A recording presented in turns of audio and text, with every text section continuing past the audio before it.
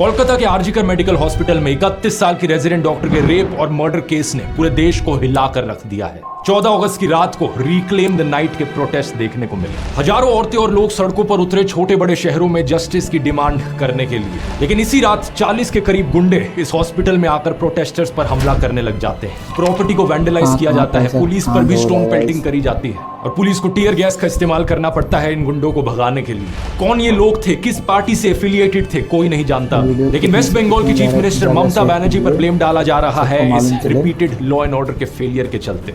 सबसे बड़ा सवाल यहाँ पर उठ रहा है, देश भर में औरतें आखिर सुरक्षित क्यों नहीं है। इस आउटरीच के बीच एक और ऐसी रेप और मर्डर की खबर आती है उत्तराखंड से, जहां पर एक नर्स अपने घर लौट रही थी हॉस्पिटल से और उसकी हत्या कर दी गई। मुझे दुख इस बात का है कि आउटरीच सिर्फ हफ्ते 2 हफ्ते चलती है और फिर खत्म हो जाती है। औरतों के खिलाफ इस वायलेंस के पीछे की रूट कॉज को कोई एड्रेस ही नहीं करता। इस प्रॉब्लम को अगर हमें सॉल्व करना है तो 3 कारण है जिनकी बात हमें करते रहनी पड़ेगी। पहला, समाज का पेट्रियार्कल माइंडसेट। इंटरनेट पर चीप कंटेंट जो औरतों को ऑब्जेक्टिफाई करता है, रेप को ट्रिवियलाइज करता है, सेक्सुअल हैरेसमेंट को कैजुअली लेता है। एनिमल और कबीर सिंह जैसी फिल्में, माँ बहन की गालियों को नॉर्मलाइज किया जाना, ये सारी ऐसी चीजें हैं जिससे माइंडसेट प्रोपोगेट होता है और औरतों के खिलाफ वायलेंस इनकरेज होता है। दूसरा, विक्टिम ब्लेमिंग। समाज में रेप के लिए हमेशा औरतों को ही जिम्मेदार ठहराया जाता है। लोग अजीबोगरीब बहाने मारते हैं कि औरत का रेप तो इसलिए हुआ क्योंकि वो बाहर गई थी, छोटी स्कर्ट्स पहने थी, औरतों को बाहर नहीं निकलना चाहिए, स्ट्रेंजर्स के साथ बात नहीं करनी चाहिए, सारा ब्लेम औरत पर ही डाल दो। इससे रेपिस्ट को लगता है कि उनकी तो कोई गलती ही नहीं थी। तीसरा, रेपिस्ट को पॉलिटिकल सपोर्ट मिलना। लोग बात तो करते हैं ऐसे इंसिडेंट्स के बाद कि रेपिस्ट को फांसी चढ़ा देना चाहिए,